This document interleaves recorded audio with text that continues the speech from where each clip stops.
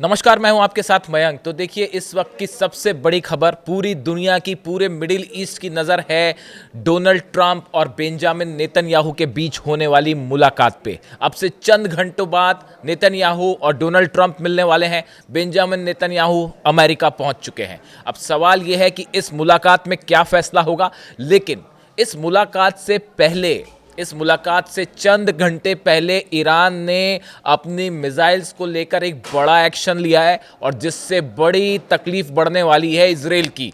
जो खबरें आ रही हैं ईरान से, उसके मुताबिक ईरान ने अपनी 3000 मिसाइल्स जो हैं उनका रुख अब इजराइल की तरफ मोड़ दिया है। देखिए, पहले जो खबरें थी, सोर्सेस से जो पहले खबरें थी, इन मिसाइल्स की संख्या 600 से 800 थी। ये बताया जा रहा था कि ईरान ने अपनी जो खुर्रमशहर 4 मिसाइल जो है, ऐसी करीब 600 से 800 मिसाइल्स जो हैं वो इजराइल की तरफ तैनात कर रखी हैं। लेकिन अब जो नई खबरें आ रही हैं उसके मुताबिक जितनी नई मिसाइल्स बनाई गई हैं ईरान की तरफ से, जो नए मॉडल्स बनाए गए हैं, एडवांस वर्जन बनाए हैं ईरान ने, उन सब को अब निकाल लिया गया है। और ये सब एक्शन हुआ है ट्रंप और नेतन्याहू की मुलाकात के ठीक पहले। और इन मिसाइल्स को उन लॉन्च पैड्स पे तैनात कर दिया गया है जिनका निशाना है तेल अवीव, जिनका निशाना है हाइफा, जिनका निशाना है बड़े शहर इजराइल के जितने मिलिट्री बेस हैं वो निशाने पे हैं, जितने एयर बेसेस हैं वो निशाने पर आ गए हैं।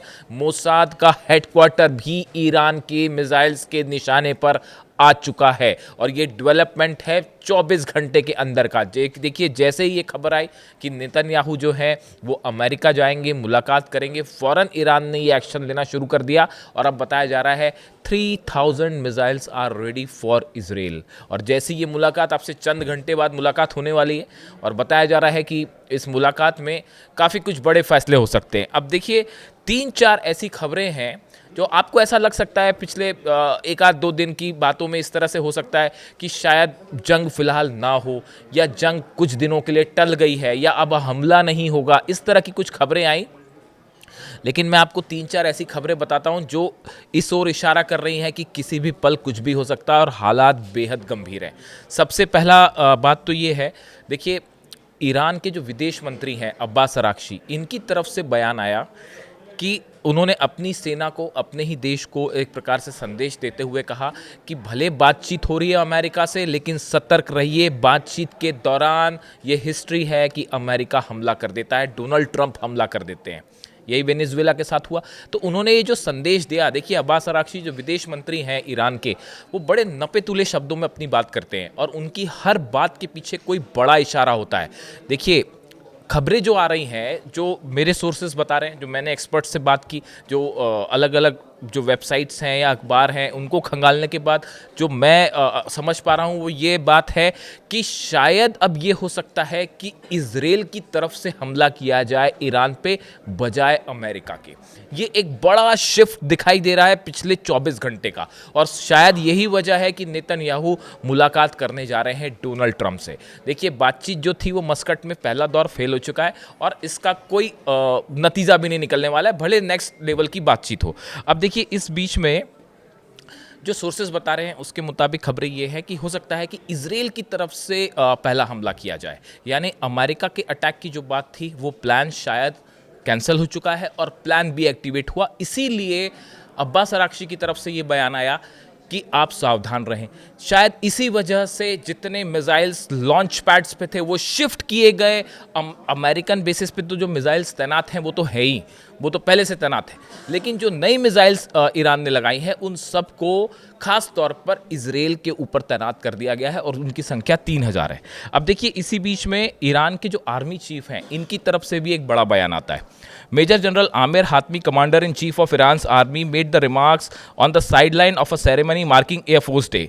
The enemy's movements are being carefully monitored and we are prepared to respond firmly to any act of aggression. उनकी तरफ से कहा गया कि अगर किसी भी तरह का कोई भी हमला होता है तो हम जवाब देने के लिए तैयार है। ये आर्मी चीफ की तरफ से बयान आया। उन्होंने एक बड़ी बात और ये भी कही कि अगर हम पे हमला होता है तो 3 से 4 हज़ार अमेरिकन सोल्जर्स की कैजुअलिटी होगी, उनको उनकी मौत हो सकती है अगर हम एयर बेसिस पर निशाना बनाते हैं अमेरिका के।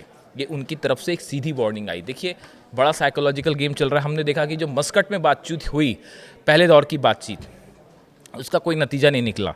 उस बातचीत के बाद जो एनवॉय हैं डोनाल्ड ट्रंप के, जो बातचीत कर रहे थे, स्टीव विटकॉफ और जेरेड कुशनर जो उनके दामाद हैं, ये दोनों जो है अब्राहम लिंकन पर जाते हैं। देखिए, एक फाइटर जेट से स्टीव विटकॉफ और कुशनर दोनों अब्राहम लिंकन पर उतरे।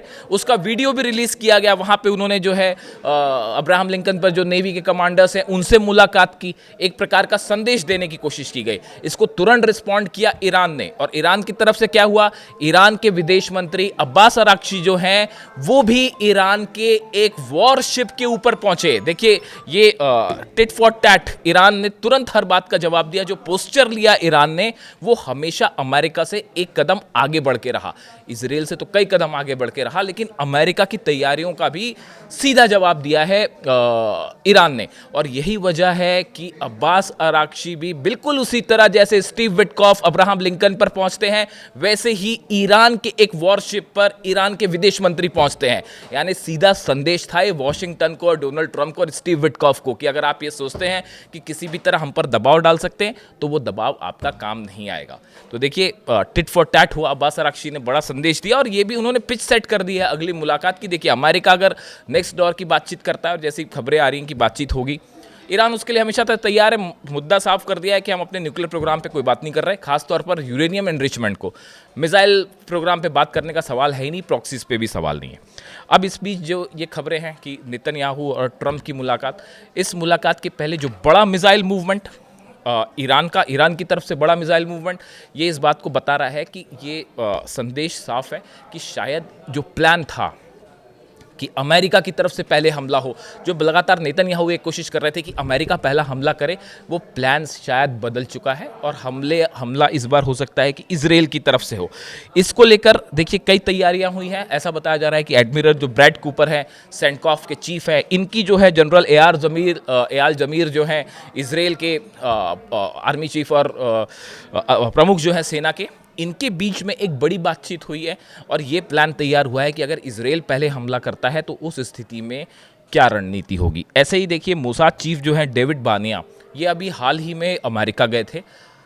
बताया जाता है कि डेविड बानिया की तरफ से इस तरह का मैसेज गया अमेरिका को कि जो सत्ता परिवर्तन की कोशिश थी ईरान में, खामेनी साहब को हटाने की कोशिश थी, वो फेल हो गई है।